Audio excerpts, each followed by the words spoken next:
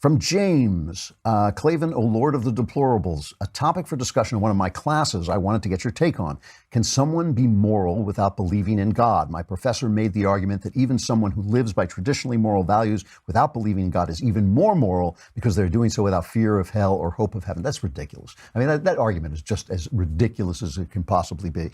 You don't do good because you fear hell and hope for heaven. You do good as a part of a pathway that you believe goes into the next life. You believe that the moral order is larger than any given life, including yours, and that you will get to partake of that moral order as you go forward beyond this life. That's why you do it. It's not some kind of payoff. And even the idea that people who don't believe in God are doing it for just because they're just that good is just not human nature. Everybody does good for their own purposes and because they feel good about it. There's always a measure of selfishness about it. We never are detached from any of that. However, can a non-religious person be moral? Absolutely. Of course he can. Of course non-religious people can be moral.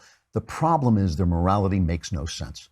That is the problem. And the big problem about making no sense is that sometimes under stress, when you make no sense, you have nothing to fall back on. And I just finished, I've talked about reading this book by Steven Pinker. He's a humanist, and he says, just the doing good for the most benevolent thing you do for everybody is the most benevolent thing you can do for yourself. And it just makes perfect sense. It doesn't, because there's never a reason when you can get away with something not to get away with it.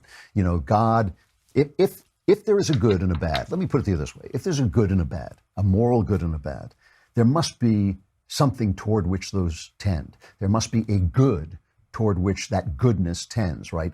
Something that is good must be closer to good than it is to bad. So there must be an ultimate good. What is the nature of an ultimate good? In order to be a moral good, it has to have a will, right?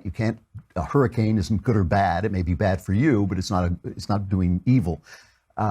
It has to have a will. And the will has to be free in order to choose good or bad. So the ultimate good is going to be a will that wills good. And that is as close as you can get to a definition of God off the cuff. So I think that once you talk about morality at all, once you believe, here's what you have to believe, the leap of faith you have to take to get to God. So this is it. It's not even a leap of faith. It's a tiptoe of faith. The leap of faith you have to take is that if every single person on earth were a Nazi, Nazism would still be wrong.